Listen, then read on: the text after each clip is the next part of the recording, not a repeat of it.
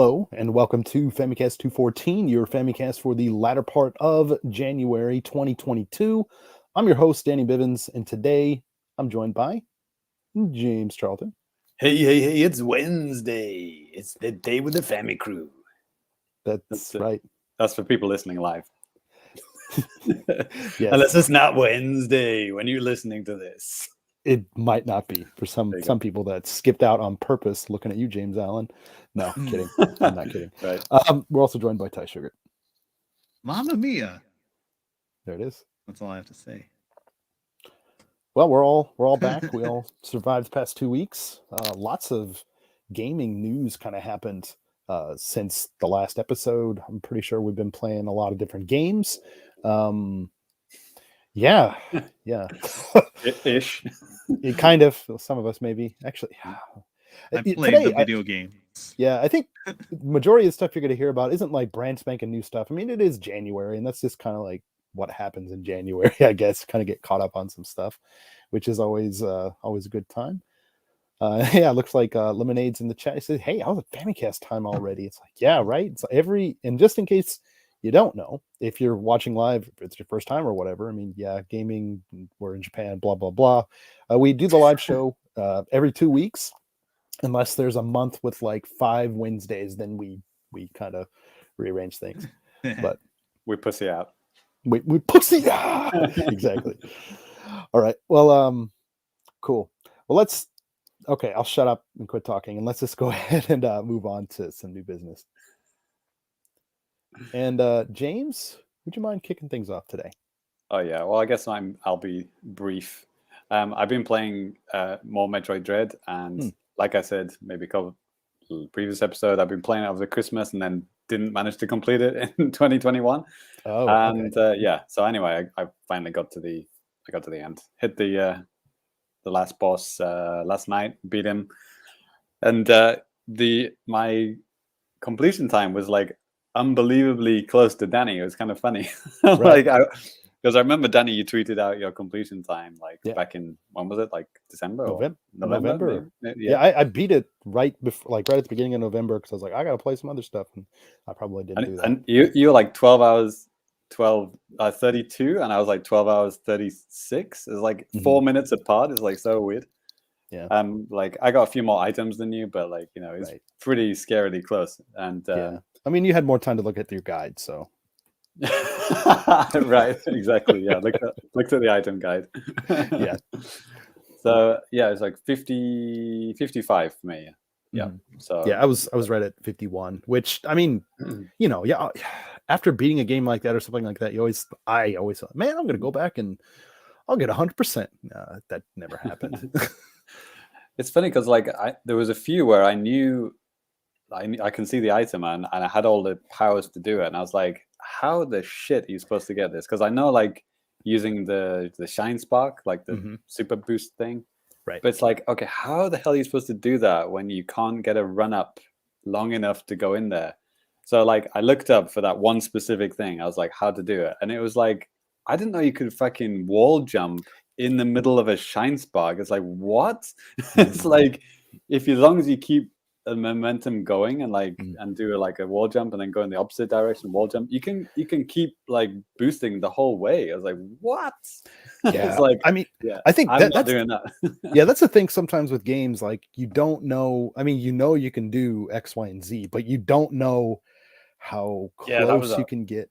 That was a whole different thing though. That was like, okay, I straight up didn't know. Like, because I worked out like you could do the morph ball shine spark. I thought that was I kind of worked it out because like there was one of those, you know, shine spark icons and it was like, but it was like really small and thin. I was like, okay, you can't run through that, so boost ball, maybe you could like shine spark into a ball and then boost through, and then it worked. I was like, cool. I worked it out logically, but like with the wall jumping on, I was like, okay, how? Like as soon as you hit a wall, you stop. So like, how does that work? And it's like, when I watched the thing, I was like, how do you do that? Like even watching it, I didn't know how to do it. Sure. So it's like, okay, that's going to take a lot of practice to do that. So I don't know if I'll get like 100%, but I'd like to get, you know, at least, you know, 70, 80% of the items, you know. I don't think they're all as hard as that. But anyway, the last boss was really cool. I was really looking forward to it. Like, I heard some people say it was like, it's really, really, really, really hard. And like, as usual, like with the Metroid Dread bosses for me, I usually have about 30 to 45 minutes of like research, like on the boss, like dying and working out what the hell to do. Sure. And then once you know what to do, it's like over in like 10 minutes, it's like less. And like, it was insane. Like when I first went to the last boss, I was like, okay, this is impossible. No, I'm never going to complete this game. Fuck this game. It's impossible. How do people even beat the last boss? Right. It's ridiculous.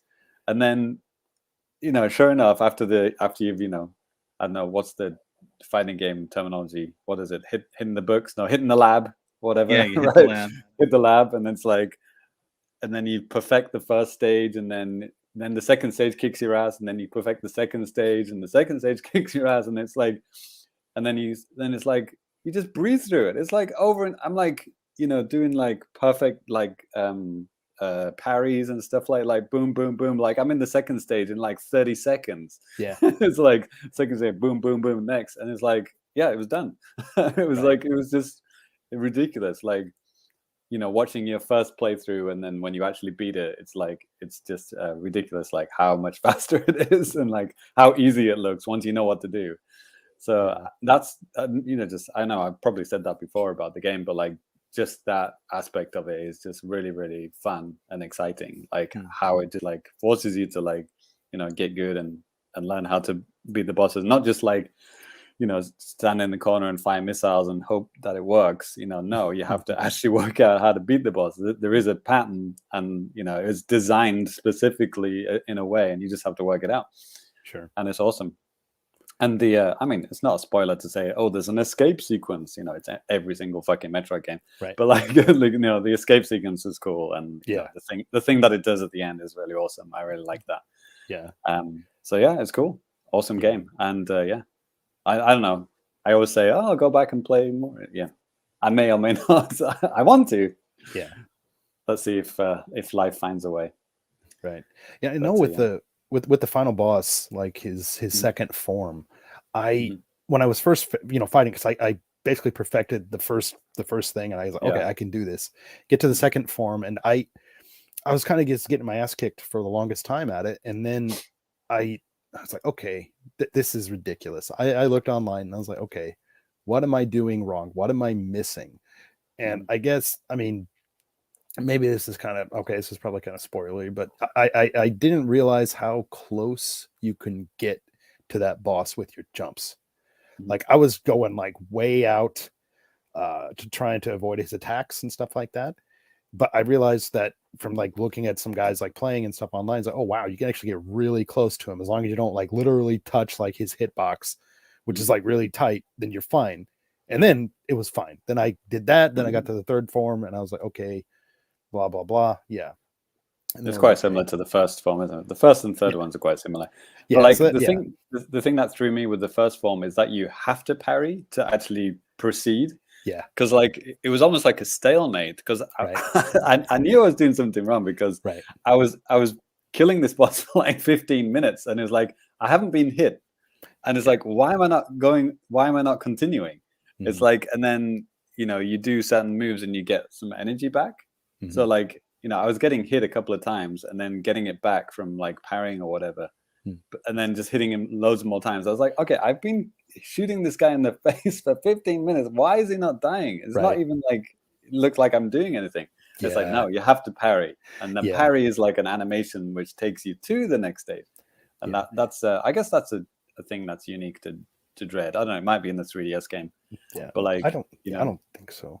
Those parry animations, Yeah, you're absolutely right. Like you need to be able to do those parries to get through most of the bosses. Usually it initiates some kind of a sequence or something to kind of progress to the next stage or in that fight or whatever. So yeah, it really behooves you to kind of get your skills up and get your reaction down for that. I think Metroid Other M was trying to go for that. Like I didn't play much of Other M because I hated it, but like the bosses were trying to go for that kind of cinematic style, and trying to make you. I remember the trailer for Other M was like really going for that thing. But I think Dread actually does that, for real this time. In an interesting way, and you're actually playing it. It's not you just watching a cutscene or doing some fucking pointer control, pointing at the screen in the middle of a boss fight or bullshit, whatever the hell Other M tried to make you do. The thing that made everybody turn off the game. Anyway.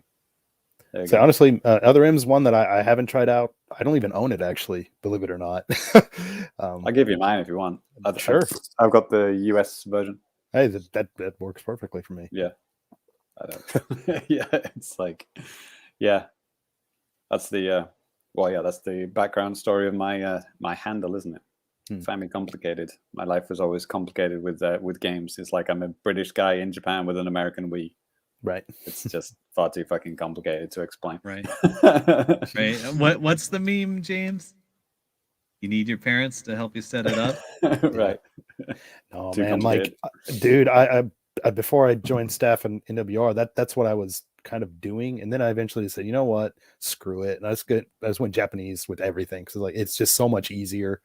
Well, not with like the language, obviously, but just in terms of like being able to pick everything up, it's like, okay, this is all compatible. Boom. Yeah.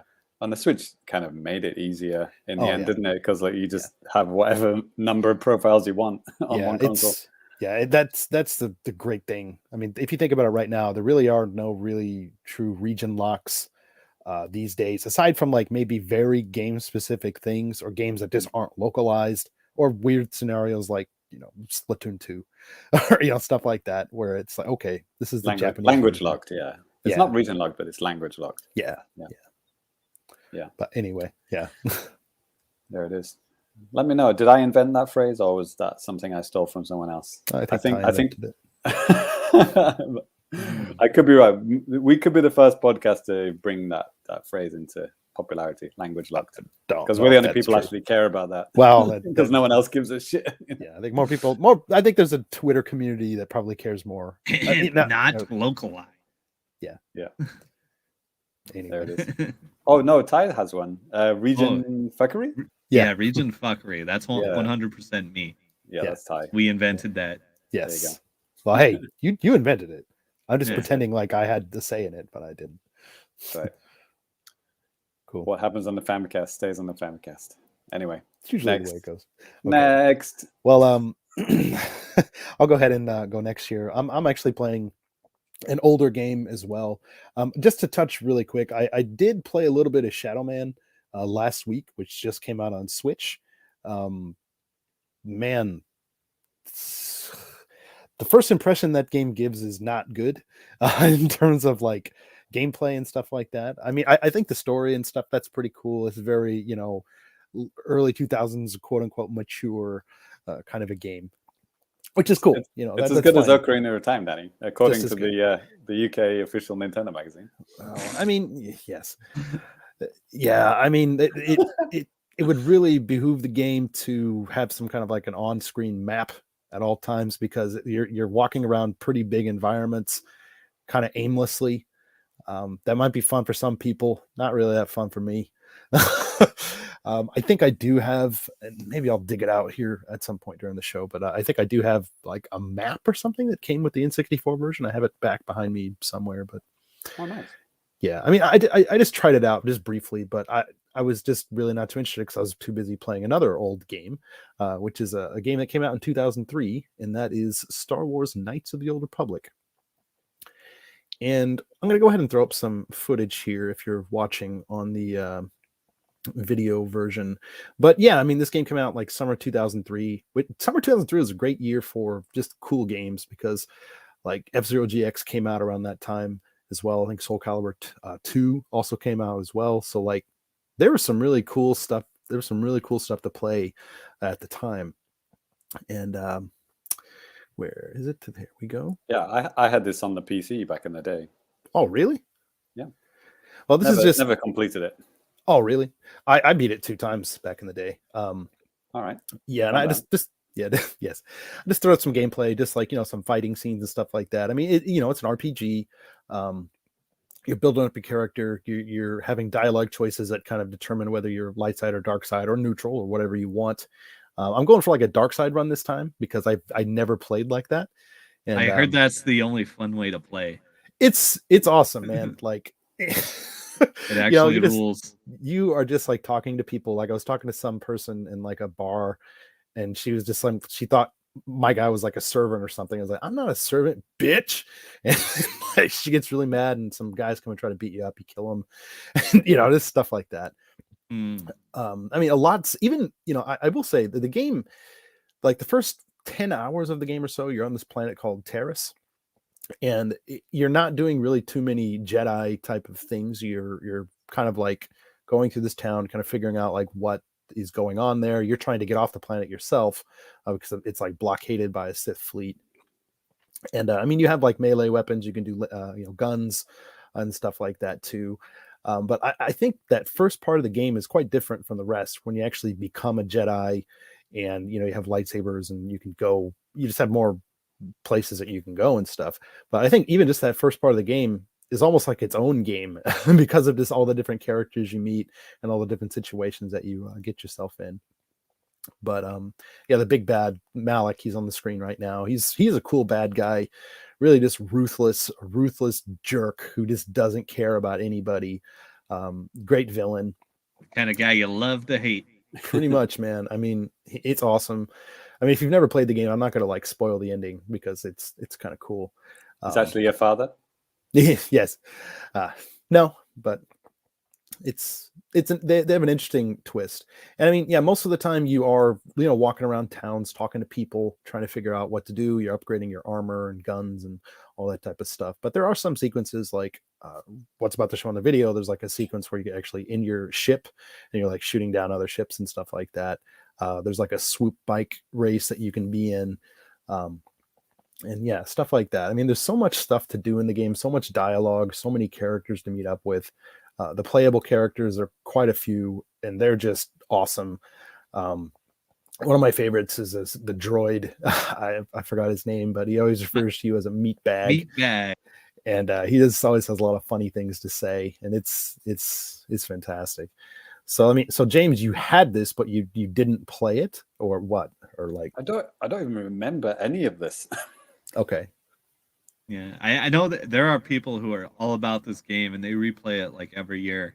Man, I remember being stuck on Tatooine or a desert planet. Probably it was Tatooine, and just like not knowing where to go. Just sure. Like, yeah. Maybe I just gave up. Yeah, I don't really remember much. I do remember these kind of sewer bits and like the city and stuff like that. Yeah, Terrace. I remember the atmosphere was cool. Like it felt like you really are at a in the Star Wars universe. Yeah. Like I don't think many games had done that up till that point. Like letting you freely roam around like huge Star Wars style cities. Right. I played Jedi Knight, for example. I love Jedi Knight series, and but they're very much like you go down the corridor, you slice people up. You go down to the next, you find a key, you go back, it's almost like, Doom style. Right. But, this was the first, Star Wars game where it's like, completely, well, I don't know, what you call it, open world, but like you can go pretty much anywhere, right? Yeah. Within certain restrictions. Right. The folks who made this game, didn't they go on to make Mass Effect? Yeah, BioWare. Yeah. And because go ahead. So like I barely touched KOTOR. Like I've only played it like a few minutes, but like I know people, and I've read a lot of stuff from people who played this game and their fond memories of it. And yeah, it seems like they were just trying to recreate it with Mass Effect, which I've played a bit more. Mm-hmm. So if you're like, and Danny, have you played Mass Effect? I have not actually, and I mean, obviously, I've only heard good things about it. Oh, okay, because there's some bad things about Mass Effect. Okay. So maybe I've heard the bad things and I just blocked that out of my mind. Yeah, it's generally a liked game. So maybe if you love KOTOR, give it a try. And I'd like to hear what you think. Yeah, well, because like, does it stack up to KOTOR here? It is interesting because when I played this game, it was on the original Xbox. And right when it came out, it ran great. And actually, even the Switch version here is what I'm playing. It came out in mid-November. It's like $14. I picked it up on a sale, and I had like some credit also, so I think I got it for basically free. Nice. Interestingly enough, just like today or yesterday, they released a patch to do a couple of things. They added like a cheat menu. You can like auto level up your guys. They, it's like stuff like that. And they also randomly added a Japanese localization to the game. Whoa. Yeah. That could not have been cheap. Yeah. And I was thinking, because this game was never released in Japan ever on anything. So they right? Really? How are they not losing money on it?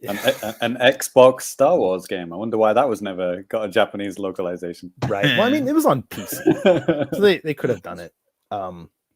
But no, it was really weird because I saw that today. I made a story on our website, so you can see some more details about that, the update and stuff. But that was really interesting, and it's kind of I hate it when games do this. They say like, "Hey, you have X, Y, and Z language options, but the only way to access it is changing your whole system language options to see it." And I will say, like, the fonts that they use for the Japanese is really weird. It's kind of, for maybe lack of better words, it's kind of messy. It's not as clear as the text that you see in the English version. I mean, not as crisp. Yeah, thank you.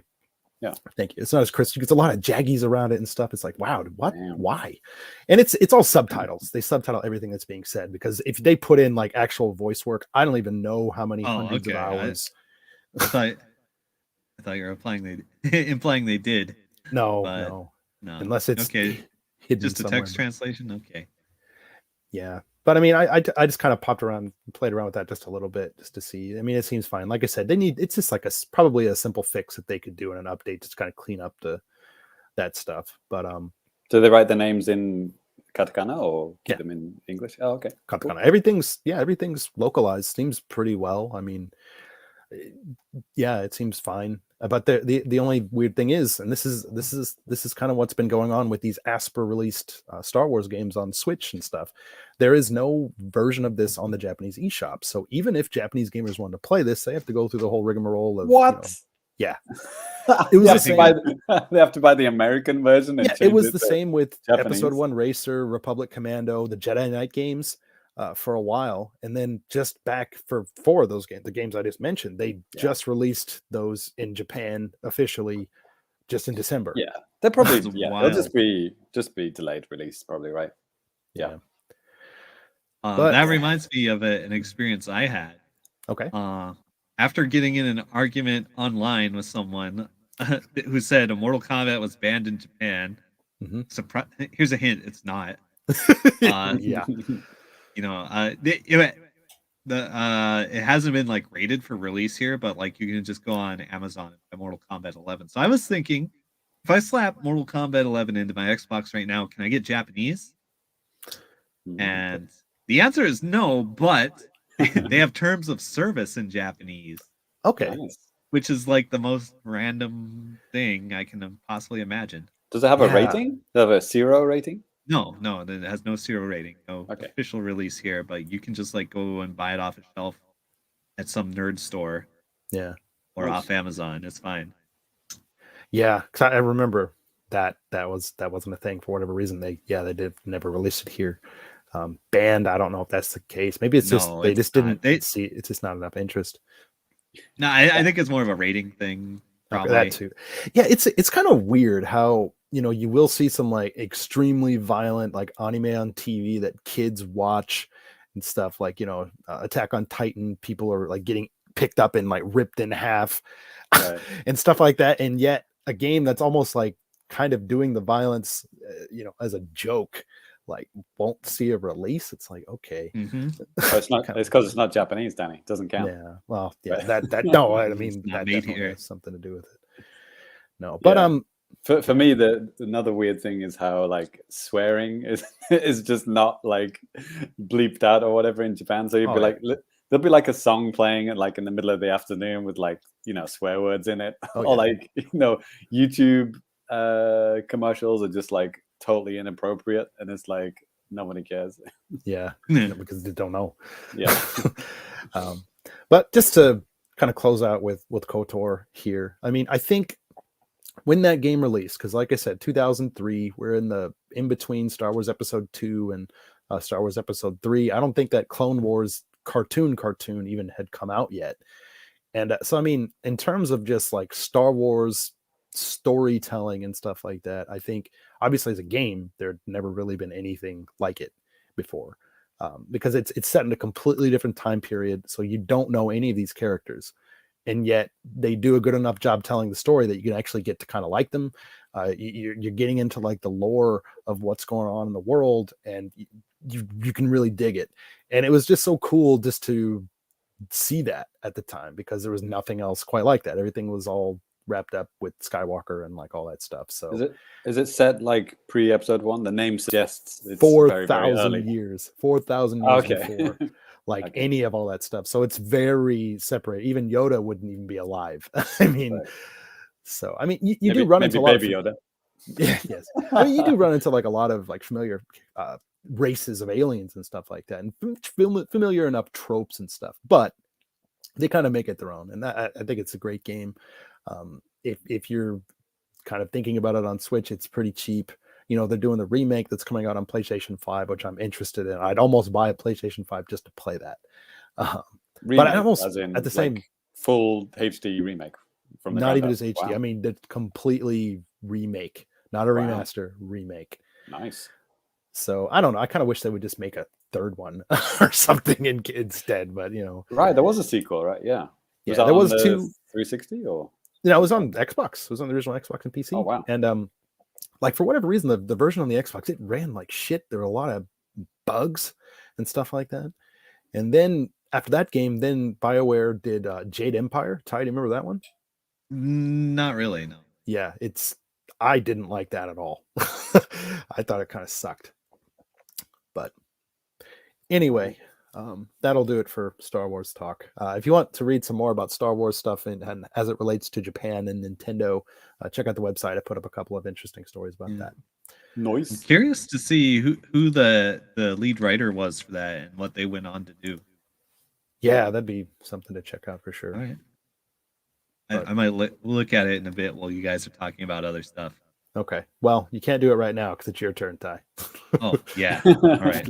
I have the name on my screen, though, so I'm going to check it out a little later. Okay. Okay. So what have I been doing? Oh, yeah. I played Walking Dead, the final chapter from whenever it released a couple years ago. It was on sale. I bought it. It was like the last one I needed to play. And it was okay. Like, no, okay, like I do have some criticisms, like you know it's hard to follow up the first one that just like fucking nailed it out of the park, got so many awards. I get like even over games that had huge budgets, and then like after that, like the whole studio started to melt down. I think that's when final chapter came out.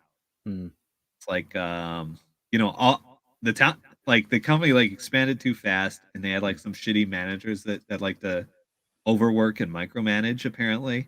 Oh wow, okay. Yeah. And so I kept that. Remind me, there's like seasons?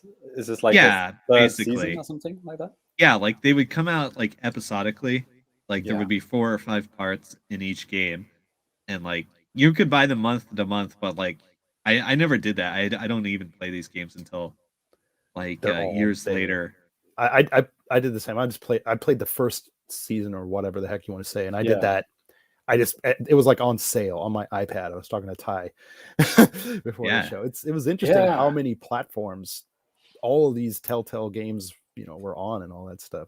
I think I first played the first few chapters because it was free on the iPad or something like that. Yeah. Like the game, like the first one is free on like every platform. Yeah, now I mean, at the time, James, I think like you, I got the first episode for free, and I'm like, oh, cool, I'll drop a couple bucks on this. Cool. It was cool. Yeah, and I mean, it gets you hooked. Like, like I think I got the first one free on 360. And I'm like, okay, I just bought the rest when it was on sale.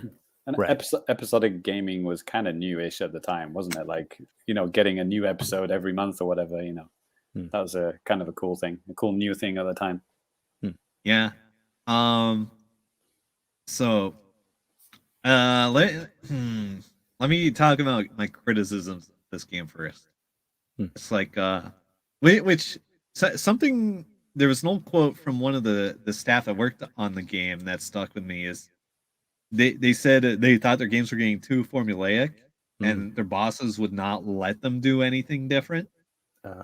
And I think it kind of shows in this game. It's like it's the exact same formula, like straight up as like the previous games, which were hits, sure enough, but like there were like almost no surprises in anything that happened, really.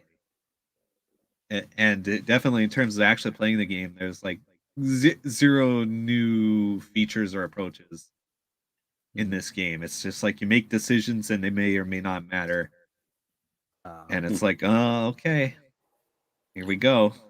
I do wonder, Ty, like, was the audience at the time like going a little bit more casual? Like, were like non-gamers playing this and they wanted to keep it like, you know, formulate like a TV show? They just wanted to like more of the same so they wouldn't scare away those kind of people. I wonder if there was something about that. Yeah, maybe. And it's certainly an approach you can make, but like I never really felt that surprised at anything that happened in this game. Shame. Yep. But like it wasn't bad by any stretch. I'm like, okay, it's mostly a game that just ties up loose ends from the series, which is nice. Oh, it's the little girl from the first one grown up? Yeah. Clementine? Yeah. I think she's a teenager in this game, but yeah. Yeah, and you know, it's not bad. It's not bad. It's not great. Like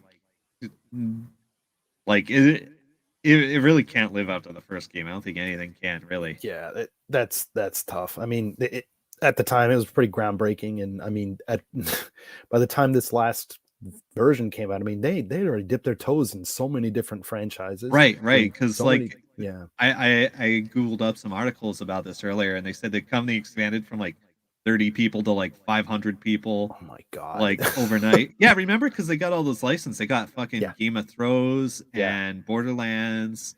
Yeah, and some other shit. Did they do Guardians of the Galaxy, or did they never actually do that? I don't know. Yeah. Were the Star Wars ones or other Marvel ones? No. Okay. No, but I think they might also. I think I saw something earlier that suggested they might actually continue on the Game of Thrones thing they did. Like, I remember that the thing just got like axed at a cliffhanger pretty much. And so did there was a Back to the Future one too. There was a Back to the Future one. Those The Walking Dead and Back to cool. the Future. That's it. Right. They nailed the Back to the Future one, yeah. I mean, again, with me and Ty talked about this off the air, but like the Game of Thrones one was really good.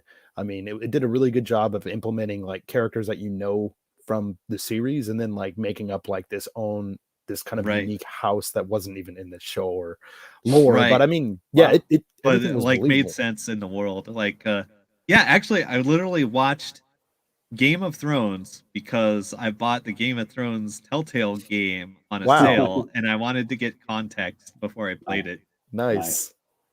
And I ended up watching all of Game of Thrones. All of it, like to the very end. Yeah. Last season was not good. What a letdown. But man, I had a good laugh at what was the name of the chick with the dragons? What's her name? Daenerys. Yeah, I had a good laugh about how many people named their child Daenerys in that couple of years before the finale. Oh boy. And then threw a fit online when. Yeah, I mean, I changed my name to Danny. I changed my name to Danny because of her. Nice. Okay, so final verdict. It's all right. It was good to wrap it up, though. I mean, there's conceivably space to do more after this. Actually, I don't know. Well, that ending could have gone a lot of different ways, and I don't know the other endings. So maybe it can't continue based on those other endings. Lemonade in the chat, he says, "Hey, I'm pretty sure Telltale Games got revived by another company. Not sure who." And I remember reading something about that too. Me too. Yeah. High Tony also says, the Back to the Future one was wild. I remember playing it a little bit. Was that on 360? Yeah, it must have been. It would have been. Yeah. I'm just looking at other games that they did. Like, there was what was it? Minecraft story mode, right? Yeah.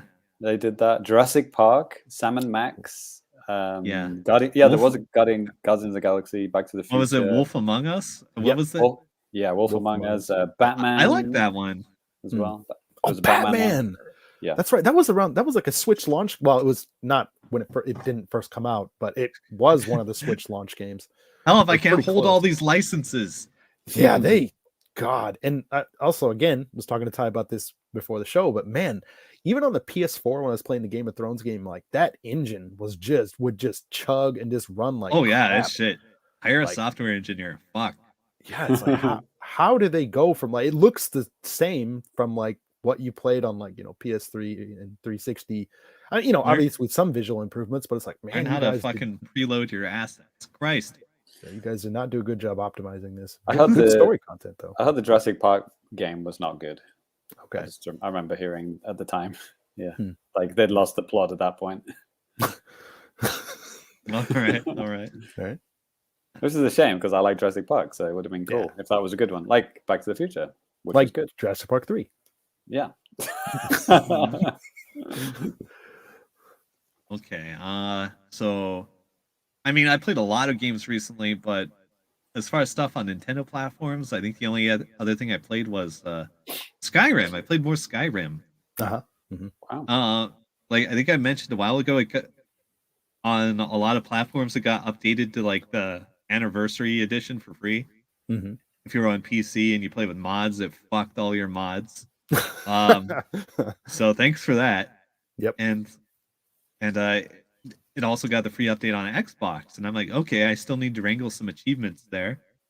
So I'll get back to it. So like, yeah, I had a character at about level 50 who was just doing like I finished everything except like basically the Dragonborn DLC, I think it was, where you go to some fuck ass island and go tangle with another Dragonborn and some like shit ass elder god.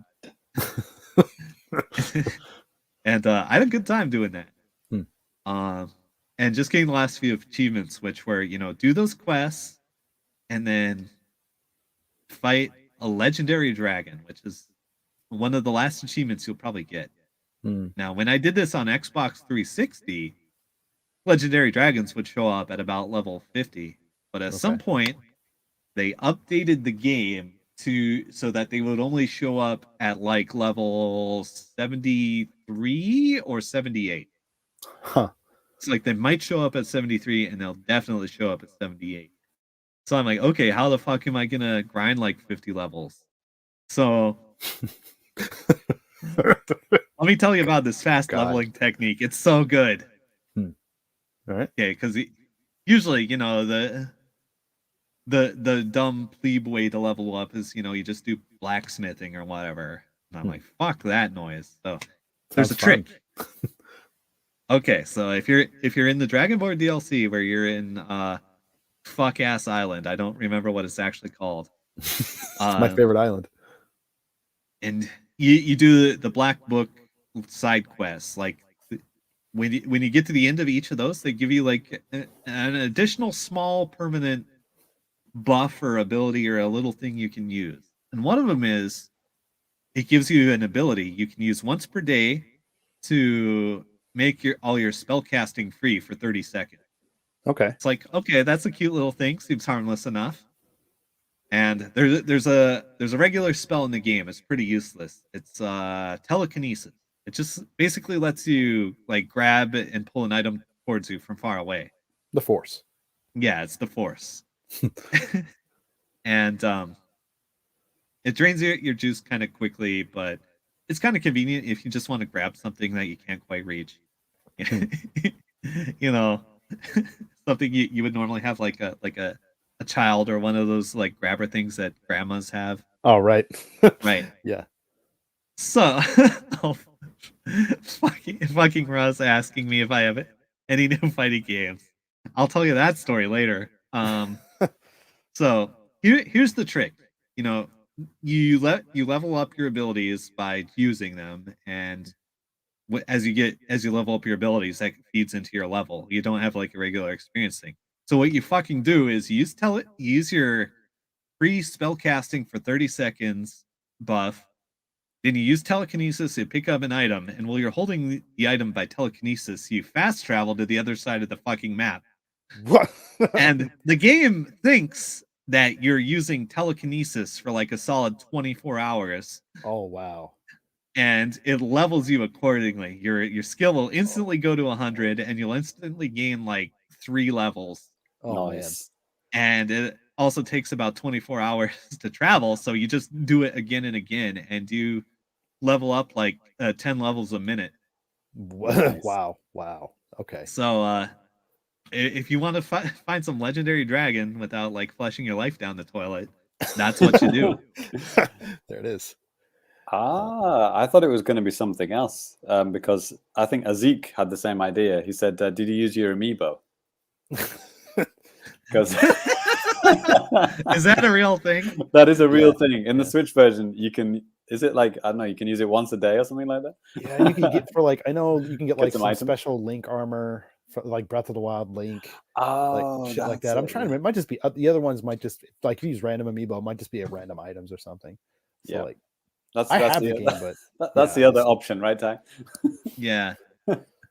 Scan your amiibo and get some There it free is. items. yeah, I'll get you there. Okay. Boy. So let's see. Earlier, Russ sent me a recommendation for a free to play Xbox fighting game. Uh-oh. Oh. And Free. not really. Okay. So I don't know how they snuck this onto the Xbox marketplace, and it doesn't have any achievements. It's just like some shit ass game that looks like somebody made it in Flash. Wow. Nice. That's my And game. to play, you download it for free, but to play any character, you have to like charge 99 cents to your credit card. Oh my god. And it looks like ass. Wow. Oh god. Needless to say, I did not pay the 99 cents because there are no achievements in it for me. How about NFTs? Oh fuck, yeah. Maybe I use should mention that characters real on quick. NFT. Yeah, there have been some like NFT fighting games popping up, and they've all just been like with like Unity default assets or Wow. like some other like game framework default assets. They're all fucking scams. Awesome. Nice. Yeah, Man. so Well, hey, just think about it this way. You can use your character in the next Mortal Kombat and Smash Brothers. yeah, I already do. There's already tools for making custom characters. It doesn't cost like $20,000. Well, What you're is not this? doing it right. What is this game called, Ty? What was it called? Well, let me find my DMs. That good, huh? Generic fighting game. Yeah. 2022. I remember specifically telling Russ, "I will never forgive you for this." Yeah, it's probably the right thing. Yeah. Well, the thing is, actually, Russ developed the game, so I mean, you should have at least paid the 99 cents. No. Sure. No, I don't think he did develop the Maybe game. that's revenge for that shit you sent me, Ty. Whatever it's called. Steve Shovel Harry? Yeah, that one. Oh, that game is good though. Revenge. I mean, it gets really good a few levels. Oh boy. Asshole. Yeah. Yeah, Okay. we won't say anything else. Just do a Google search for that. Yeah, you might have to go through some effort to get a Flash player working, but it's totally worth it. Perfect. Totally worth it. Yeah. Well, okay, so that'll do it for me. I mean, Okay. I've been playing random stuff like, I don't know, Marvel 3. I played through Fear 2, a 10-year-old first-person shooter, like over the last weekend. Never came out on Nintendo, but it was all right. No, maybe it's not out there now. There's still time. Yeah. Yeah. I mean, a Fear collection would slap. I mean, there's been like 3 or 4 of those games, I think. Mm-hmm. Yeah, I think Fear is on Switch, yeah. I thought it was, yeah. Yeah. Okay, I don't think Fear 2 was. But if they released a collection, that would be sick. Yeah. Like even my dad loves that game. Wow. Just randomly, like he loves first-person shooters. My dad loves Silent Service. We talked about that in Oh yeah, game. that's the daddest game there is. Perfect dad game. Fun game, kind of. All right. Well, that's going to do it for the new business. So we're going to go ahead and move on to a little bit of Now Playing at Famicast.com. Game.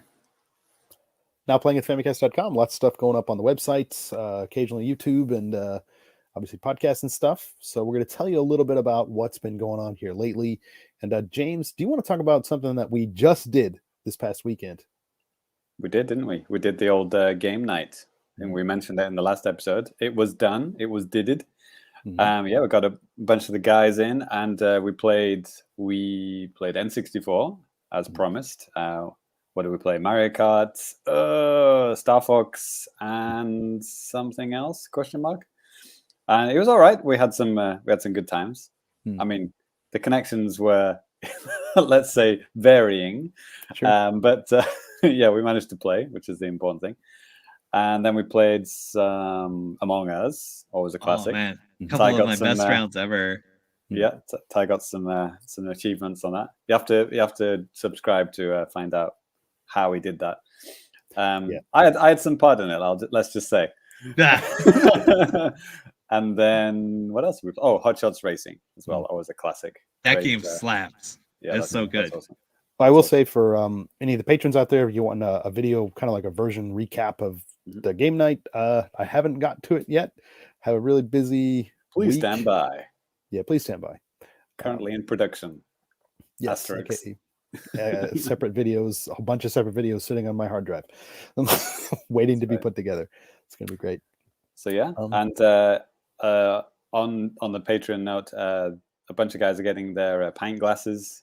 One of our patrons got a couple of mugs, and one of them arrived broken. But yeah, there you go. You got one in one piece. So anyway, we're working on getting a replacement for that. Don't worry. But yeah, if you want your own mug and pint glass, t-shirts, whatever, it's all available if you want to buy it, or just subscribe to our Patreon and get one for free. Yeah,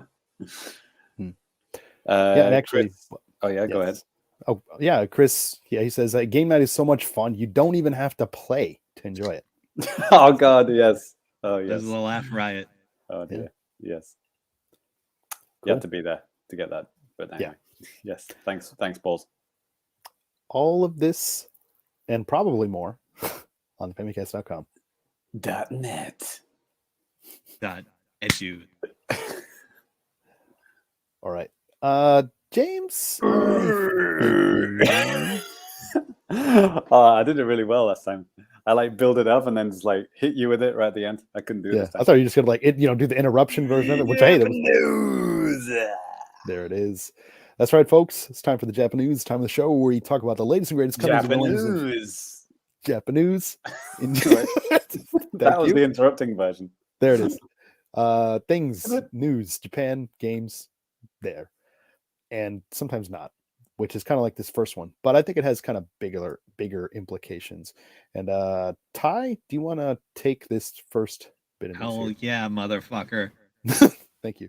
Microsoft has purchased Activision Blizzard in a deal valued at, I'm going to round up, $69 billion.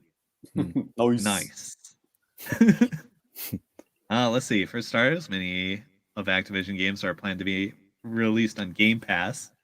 Makes me glad I put off buying Blizzard Arcade. Yeah, so, Warcraft, Diablo, Overwatch, Call of Duty, Candy Crush, and of course, Lost Vikings. Yes. Nice. All under the Microsoft suffocating pillow of games. All right. Yeah.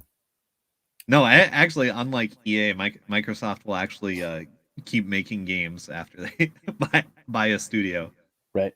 Do you think you'll be able to say Free Hong Kong now? Maybe. I think the odds are up. Yeah, I do wonder if Microsoft are gonna do some good and stir shit up in a good way, fire the right people, and tell the right people to shut the fuck up. Yeah, as far as I've gathered from snooping around articles, it seems like the deal won't be finalized until next year, and Kotick will be gone when that happens. And It was also, a bit weird timing, wasn't it? Yeah.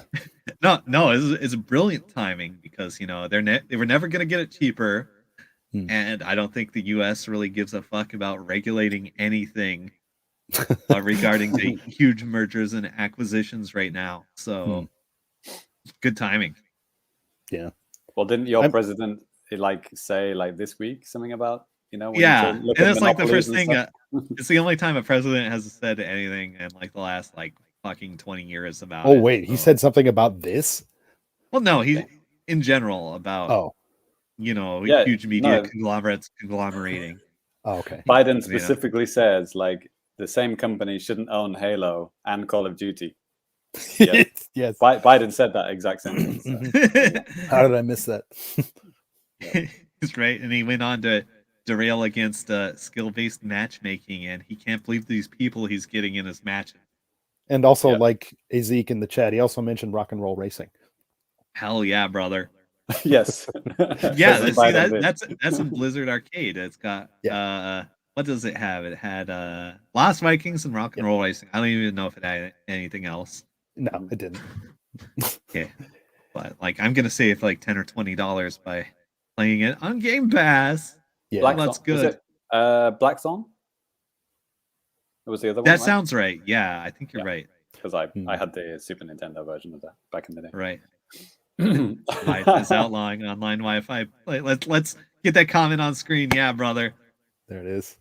Right. Nice. That's my president. That's right. Nice. That's right. All right. Trump didn't even have a LAN adapter. He did right. Not. Right. He played on his neighbor's Wi-Fi. Yes. All right. So the deal will actually go through next year or more or less because God knows how many things have to work out with regulations in every fucking country ever. But let's see. I do know one part of Blizzard Activision actually unionized this week, which I think is a thing. Mm-hmm. And, one part of one part did, Yeah, and there's a strike is wrapped up, I think, pending some good faith negotiations, etc., etc. I have a family member who works for Blizzard Activision QA, so that's the thing. Yeah, so I have someone on the inside. So hopefully I'll get back to you on that. But it seems I don't know, valuation.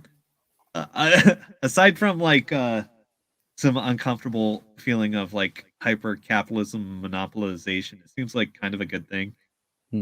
But it's weird, isn't it? Because this is not like a Chinese company that's being bought by an American company. It's an American company, so it's like it was weird how it was partially owned by Tencent.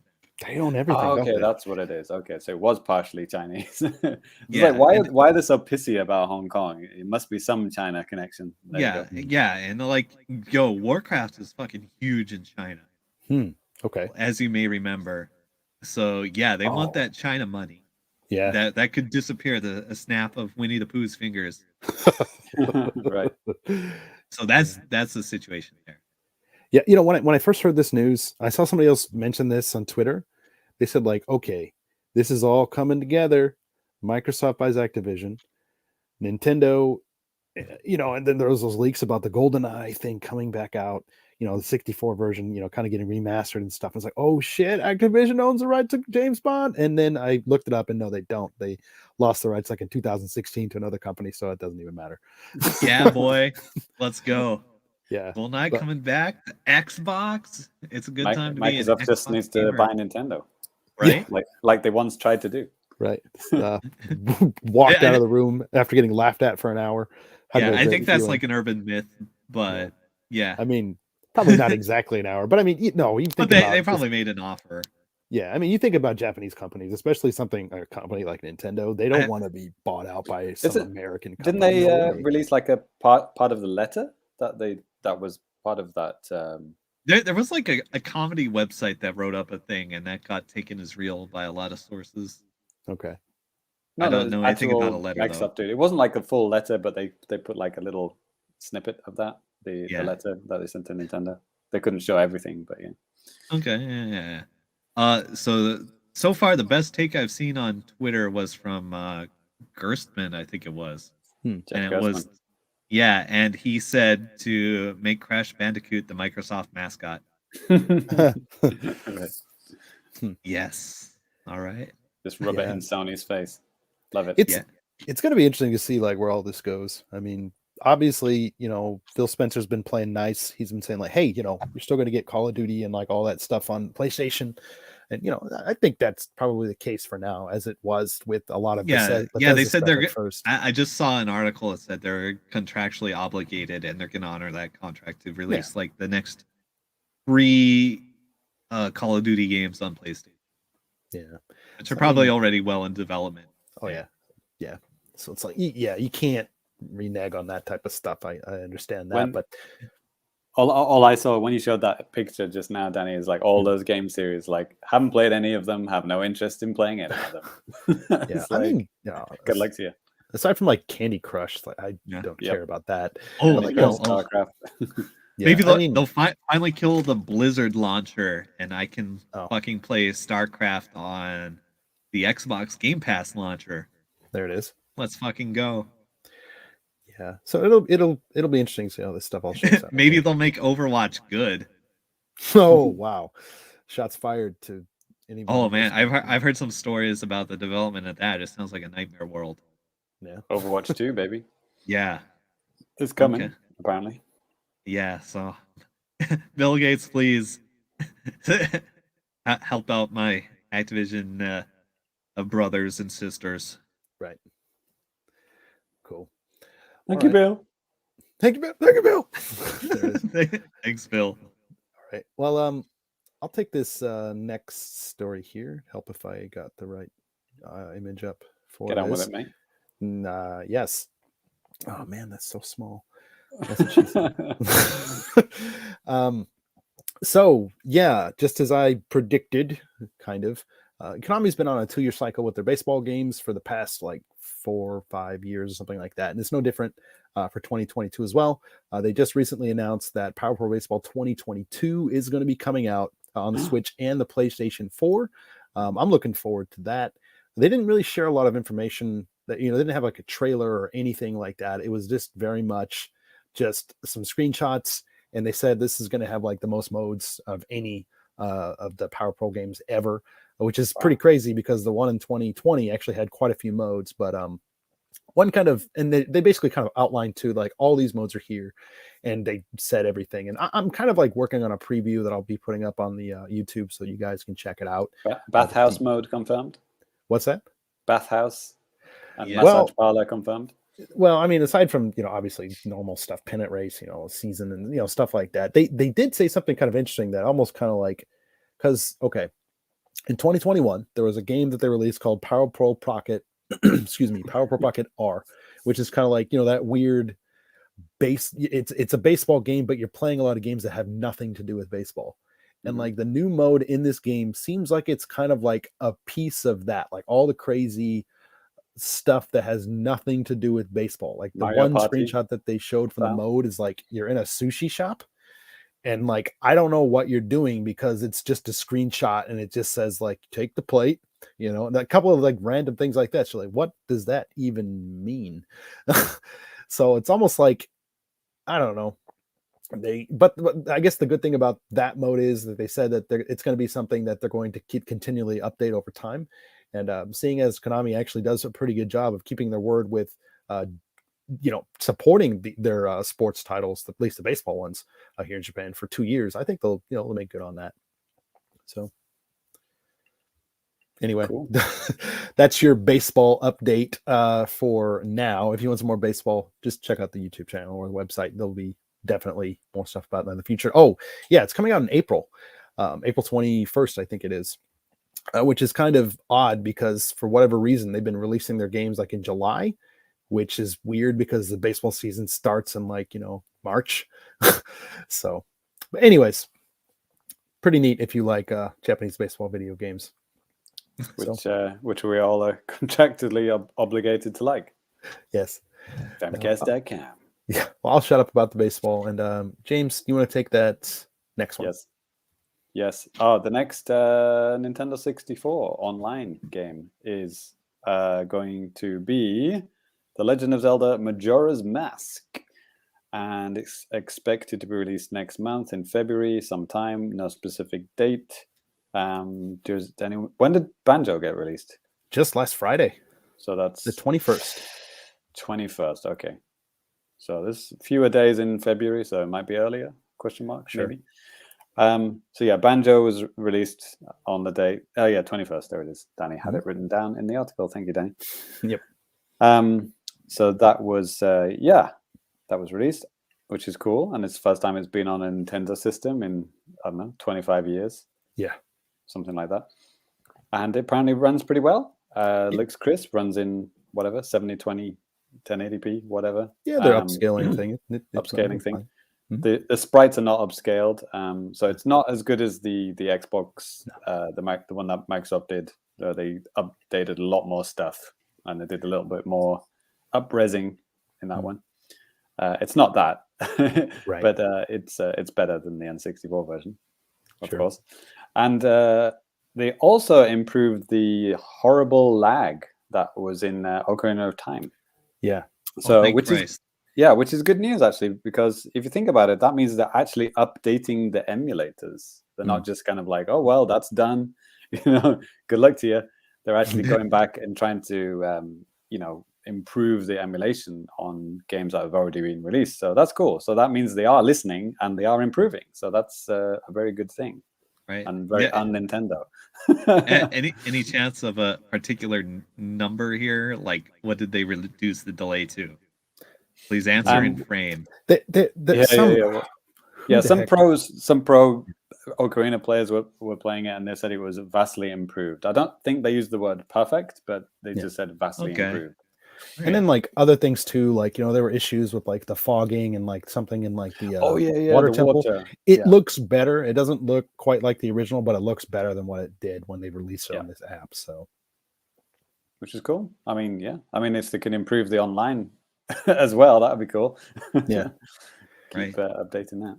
Yeah, well, I guess here. So, of the games that are actually confirmed for Japan, here's what we have left. Right now, everything that we absolutely know 100% are coming. So we have F-Zero X, Pokemon Snap, Kirby 64, Mario Golf 64, and then also the custom Robo games, which there were 2 of them.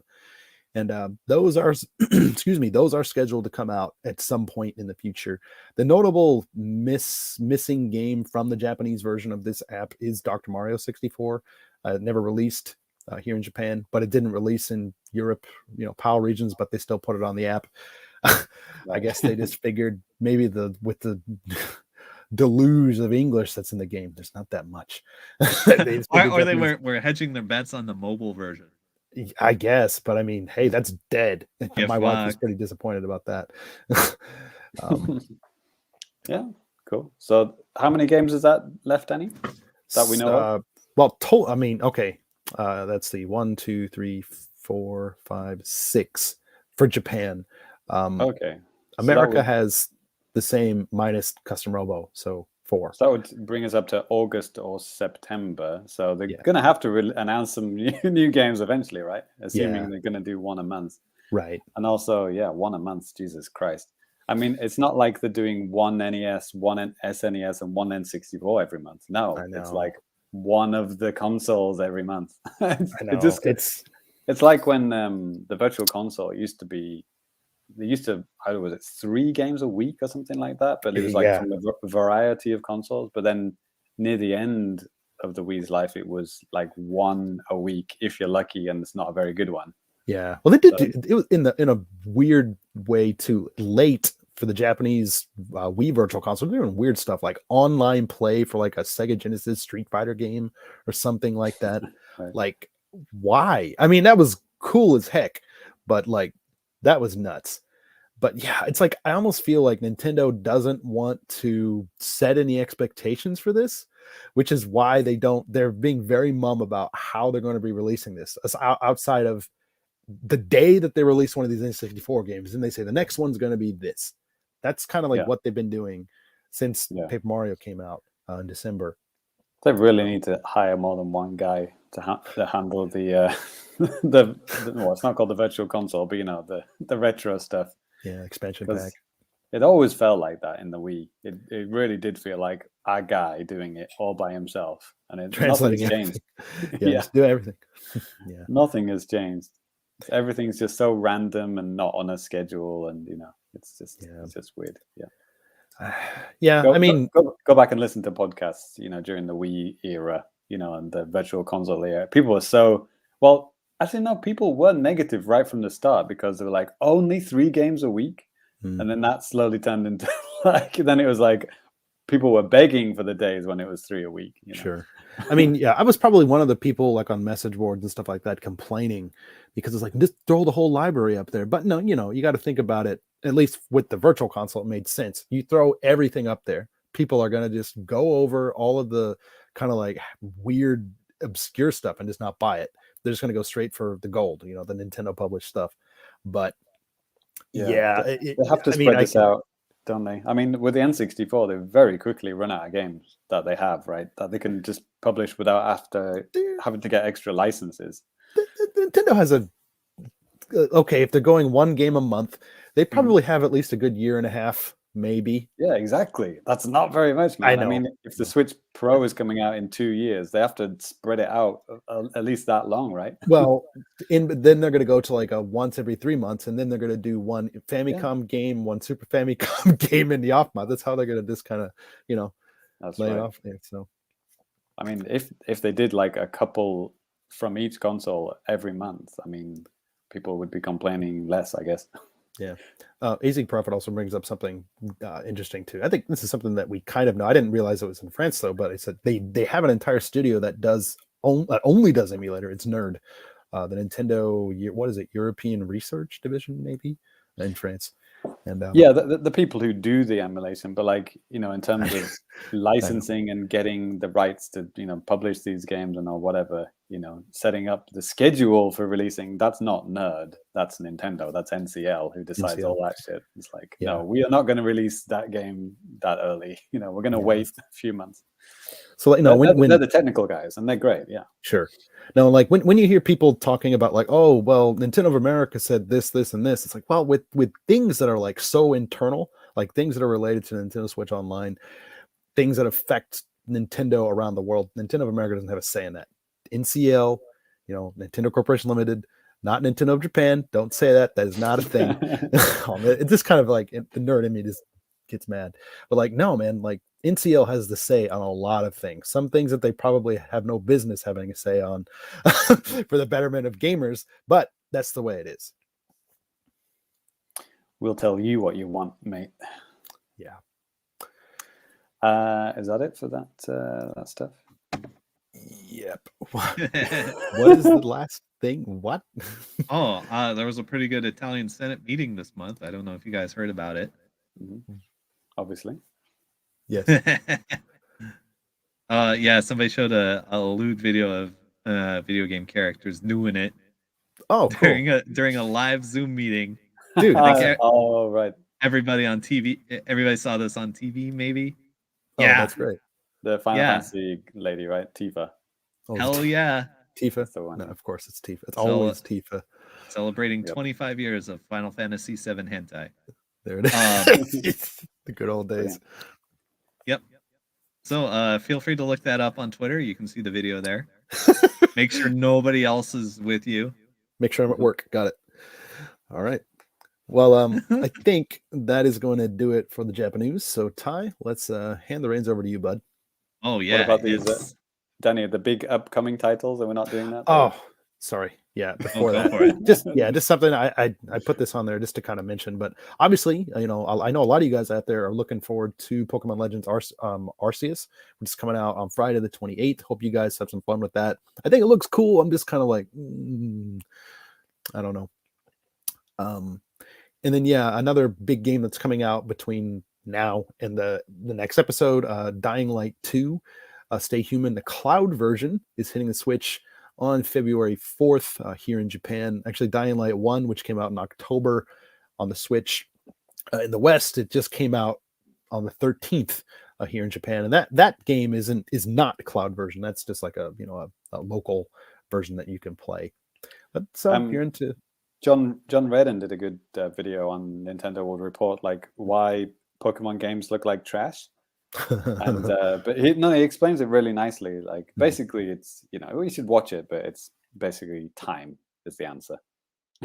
Why Pokemon Arceus doesn't look as good as Breath of the Wild. Yeah, so yeah, it's worth a watch. Cool. Interesting. All right. He's a lot more polite about it than I would be. Of course. He's nice. All right. Now, Ty, we're passing the reins over to you, bud. Knife. Nice. Let's go. All right. 5 boxes. Right? Yeah. 1, 2, 3, 4, 5. Let's go. This is Ty's Anime Trash the Unboxing part. Yes. Whatever part this would be. Right. Yeah. Oh, we don't number them, do we? No, we do not. We should. Part 28. It's been going for this. I think it's maybe about exactly a year. We started in January last year. I know that for sure. Sounds about right. 13. There it is. Yeah, it's like whenever they stopped having those sick 99-cent deals on the eShop, that's when we started. Right. All right. So let's see. I play like 4 different UFO catcher sites. I use my free tickets every day. I'll put in a little money if I'm pretty sure I can win. And let's see. So this first one, it's an unlabeled box, which means it's from Kaito Catcher. Yeah. All right. Oh, Christ. That's a good sign. Oh yeah, I forgot. I had one more Animal Crossing like keychain-esque character figure. I got a Tom Nook. Let's go. Ooh, nice, Tom Nook. There you go. Yeah. I got all the characters that anybody cares about. Yeah, Tom Nook, right? Yeah, that's the pun. Yep. Yeah. So these are fucking easy to win. If you want some fucking Animal Crossing keychain characters, go over to Taito Catcher. Nice. They may or may not ship to the US. I don't think they do. I think the site is like extremely Japanese. Yeah, that's that stuff goes. They probably have that stipulation written in Japanese, so good luck. Yeah. We only ship to Japan, written in Japanese.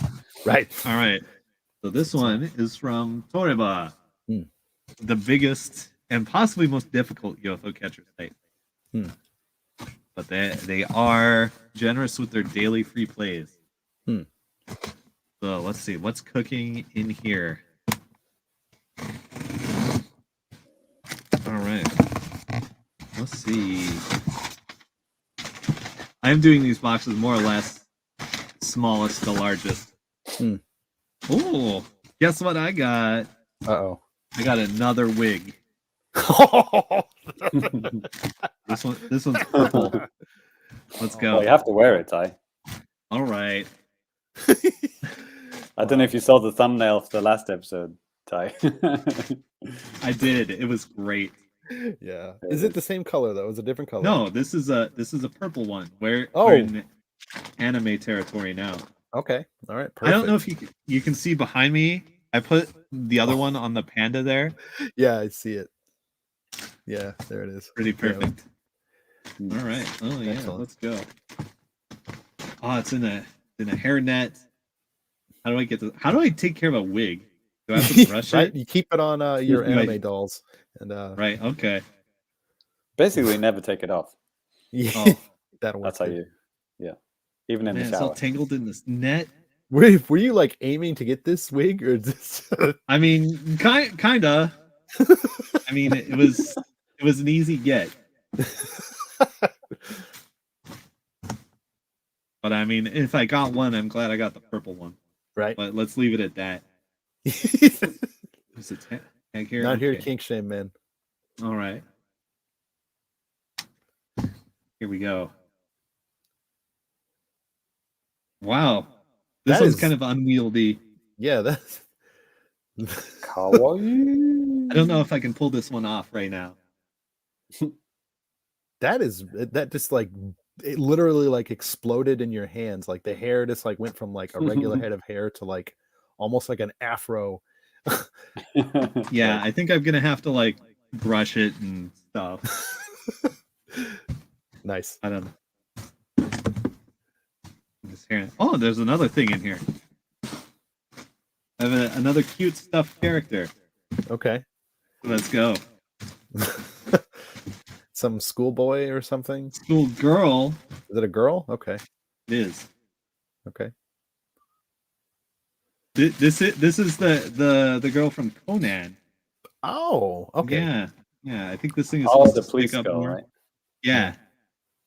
Well, I think her dad is the cop. She's like a high schooler or something. Right. I don't know. Her dad. Yeah, he's not really a good cop either. The Not like bumbling in a sense detective. of, Look like a cop. Yeah, he's like a cop. Her dad does. Yeah. Right. All right, let's move on to the next box.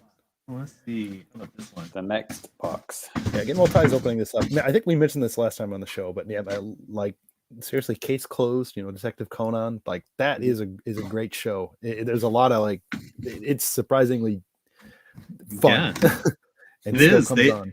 It's very Encyclopedia Brown. Yeah. Again, with children witnessing murders and dead bodies. Yeah, a lot of murder in blood. that show.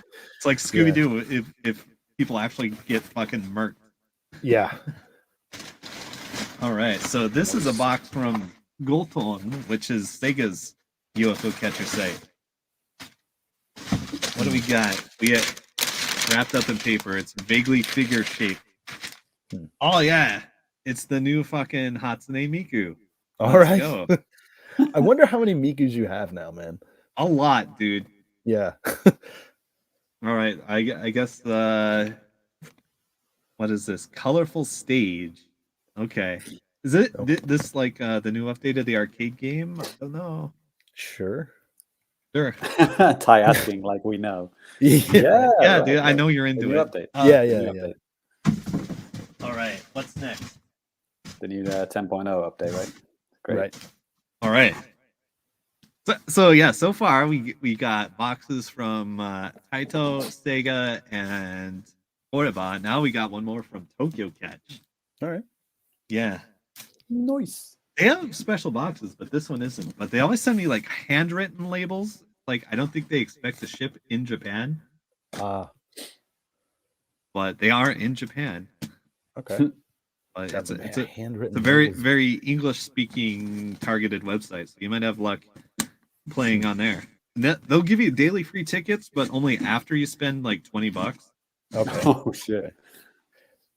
Did you get one like free every day after that? Or? Yeah, like every day forever. Like I just put in $20 and it's like permanent daily free ticket. Huh. All right, let's see. What do we got? Oh fuck. All right. Okay. That's my boy. All right. It is. I have a story to tell about this. Hello Kitty. They fucked up twice, but probably overall in my favor. No, this is one of the Sumiko Gurashi guys. Okay. So I played this, and I tried to get Tokage, which is the other one, which is the lizard one that I like. Lizard. He's not a lizard, but his name is Lizard. Yeah, and I didn't even get close to winning. It was like on this across two bars, and I like touch it. It goes and nothing happens. But then it fucking tells me I won. And I'm like, okay, that's clearly an error. I think the tag like dangled in front of the sensor. And it's like, okay, they're probably not going to send it to me. And then, the prize went into my winnings, and it's like, okay. And I guess they sent it to me, but they sent me Shirokuma, or no, this is the cat. Yeah. They sent me the cat instead of Tokage. But I'm in no position to complain since they basically sent me this by mistake. But you could complain, right? Get the other one. Yeah, I don't think I will. I don't want them looking into it any further. Right. Ooh. All right, now we've got peak web trash. This is a key moment. This is a real fucking milestone for anime trash. Uh-oh. I got a real ass anime body pillow cover. Oh man. There it is. Yes. Here we go. Okay. Yep. Real anime schoolgirl body pillow. Oh god. Wow. Yeah. But it doesn't have the inside. It's just the cover. Right. Yeah. I'm gonna fill this with my dirty laundry or something. Oh God. Well, it will be dirty afterwards. Right? Ah, Christ. Thanks, James. Gotcha. Got it. You may recognize this character from a figure I got like probably late last year, or Oh, probably yeah. the last episode. I remember her well. Yes. Yeah. Okay. Military girl, number 56. No, it's just a regular schoolgirl from Quintessential Quintuplets. That's the name of the manga / anime, whatever.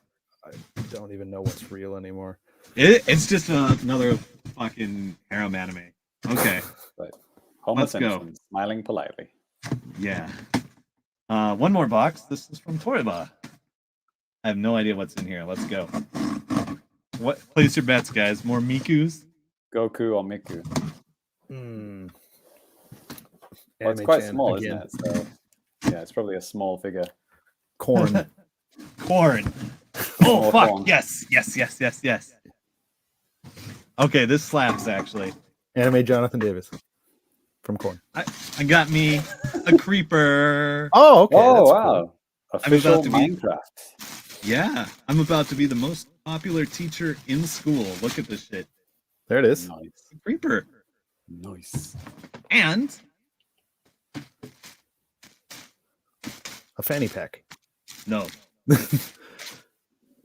I got me an Enderman. Oh, okay. Oh, nice. I got the set. Let's go. It looks like the Bit Trip runner guy for a second. Yeah, it does. All right. So yeah, that was a pretty fun set of anime boxes, if I do say so myself. Is Enderman a Smash skin? Is he a skin for Yeah, Steve? Steve? I think so. You Yeah, can it's play like it. There you Steve, go. Alex, was it Zombie, and Enderman, I think. There you go. right? You got yourself a Smash character. There you go. Well done. Hell yeah, brother. Nintendo is- related. Just wait until Asterix. next week, Nice. 'cause I know what's coming. Billis. There it is. All right. Well, cool. That is going to do it for the Cool, anime, with a question mark. right? So that's going to do it for the anime trash.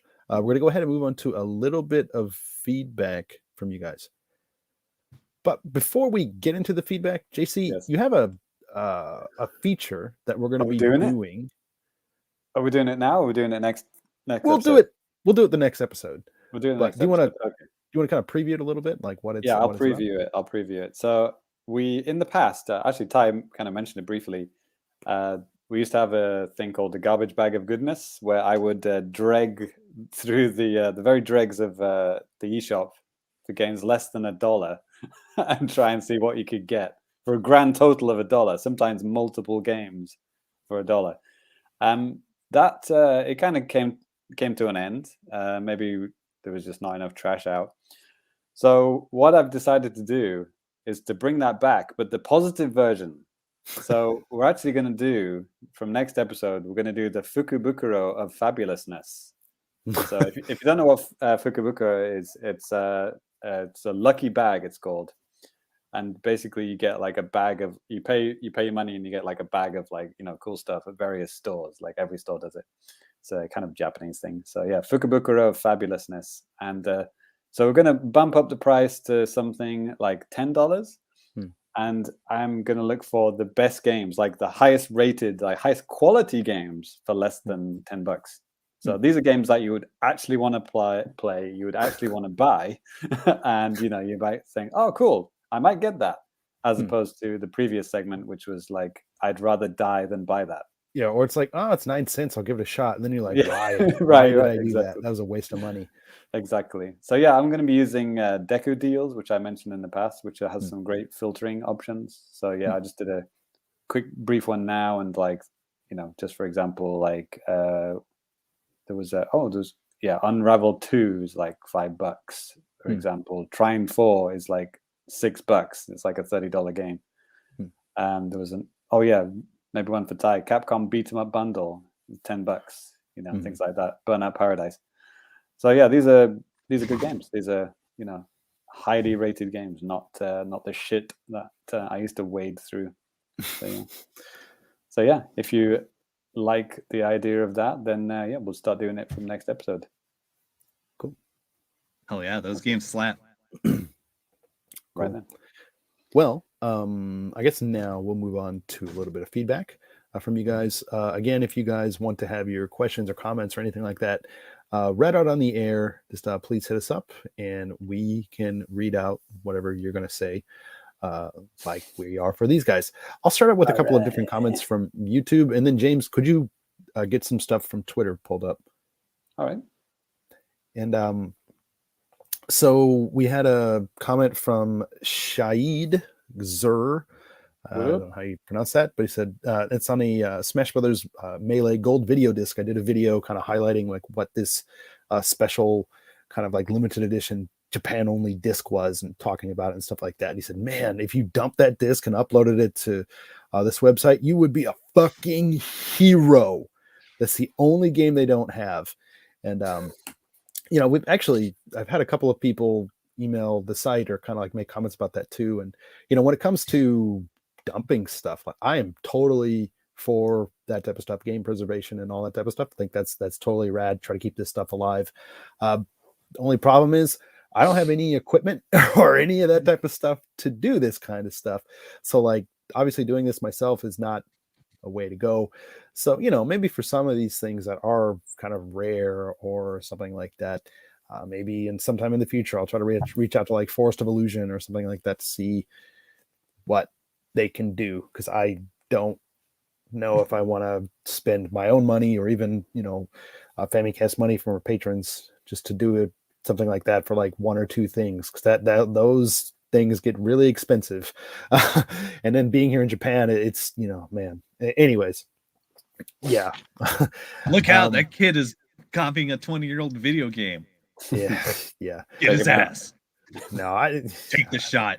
Yeah, I don't think anybody would care about the stuff that, you know, that people are commenting about in terms of like, you know, doing that type of stuff.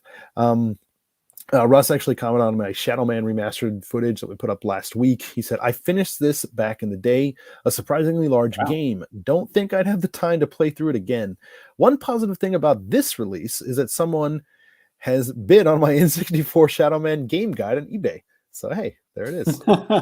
Nice. Keeps on giving. Yeah, that's yeah. You'll always see some kind of like an uptick and stuff like that around the time of remasters and re-releases like this. So that's cool. Yeah. I also did a video talking about RBI baseball series could be dead. Also, the MLB is in a lockout, so that's probably also playing a part in it. One comment that somebody also said. But if you're interested in RBI baseball and why I think it won't be there, you should check it out. Jason Mabone left a really nice, like, long comment on that, talking like, yeah, we usually have an announcement by now. This could be bad news, and yeah, but I think it could be a possibility for some of the other baseball franchises to maybe be able to move in or come back, like have Power Pros come back to North America or something, which would be cool, but we'll see. But Jane, and also, oh yeah, Ty's comment on that too. He said, hey, they could keep the game fresh with new features like guns or something. Yes. Hell yeah, brother. Yeah. And what do we got here, James? So on Twitter, did a post about the Banjo-Kazooie come to Nintendo Switch, and then Rich replied, interesting to see how they localize some of the level names. Who can forget Frozen Snow Mountain and Mad Night Mansion? I didn't know that the Japanese version had those literal translations. Actually, and one really cool thing about these N64 releases, what Nintendo's doing, they're teaming up with like there was a magazine back in the day called 64 Dream. And they put out basically some articles. Sometimes it's just like general information about the game. Sometimes like half strategy guide type of stuff. They put those up as PDFs on Nintendo's, Nintendo of Japan's website. And, no, and like you can just download it and just take a look at it. It's really cool. And, Nintendo Dream, right? So yeah, that means they own that magazine, or they just no, okay. Totally unrelated to Nintendo. But yeah, at the time it was called the 64 Dream. Now it's called Nintendo Dream. Right. Cool. But it's kind of wild. Some of them that they've showed off, I actually have some of these old ass issues, so it's cool. So that's awesome. Danny did another article about the language options on Sonic Frontiers, which is a new Sonic game coming out, and we got a nice reply to that. Danny, I don't know if you can translate this, but it says "No podré tocar este mierde en mi idioma nativo, Dios mío." Yes. I'll just do the click auto translate. translation. Okay, I won't be able to play this shit in my native language. Oh my god. Yes. There we go. I like how Google Translate takes Dios mío into OMG. Right? That's amazing, right? Yeah. Yeah. Good job, Google. It was kind of interesting about yeah. that game though, because the Japanese release does have different language options. I mean, obviously for some things, but Spanish? like, no, I mean, I don't think they have Spanish. It's just mainly Japanese, English for spoken, and then for subtitles, it's just Japanese, English, Korean, simplified, and traditional Chinese, and like that's it. Compared to like the West, but I mean, they're thinking about. But then again, it's like, why don't they just put the same fucking file up? It's weird. Too complicated, Danny. Yes. Too complicated. And then, we got one just a few hours ago from James Allen. I think Danny kind of referenced this at the start of the show. Sorry, guys, going to miss the live show for the first time in ages. Had to go to the office for a team meeting for the first time in over a year. Look forward to catching up later in the week. Yeah, boy. Check us out. youtube.com/the Famicast or iTunes.com/the Famicast. No, that's I just made that up. Yes. I don't know. Just search for the Famicast and you'll probably get some kind of podcast link. Yeah. On your Googles or your iPhones. Right. All right then. Yeah. So is that it? I think so. Cool. All right. So short that's actually going to take us. What's that? Short and sweet today, only an hour and a half. Yeah, just a short one today, but that's the way it goes sometimes. But we're going to be back in a couple of weeks. But before we do that, we're going to go ahead and give you guys our Twitter handles. If you want to follow me, you can follow me at DannyBiv, DANNYBIV. James, where can people find you? Oh yeah, Valentine's Day special next week? Question mark. Exclamation point. Sure. Yes, at Famicomplicated on the Twitters. Please do enjoy. Please do be following. Thanks very much. Ty. Super cat drugs. And you have a new cat too. Yeah, and I got the best retweets in the biz. He does. All right. But yeah, like I said, that is going to do it for the episode. Thank you guys so much for tuning in live. Thanks for hanging out in the chat. Really appreciate it. Boys. Yeah. And we will catch you next time. See you in February. Yep. See you guys. Peace. Peace out. Laters.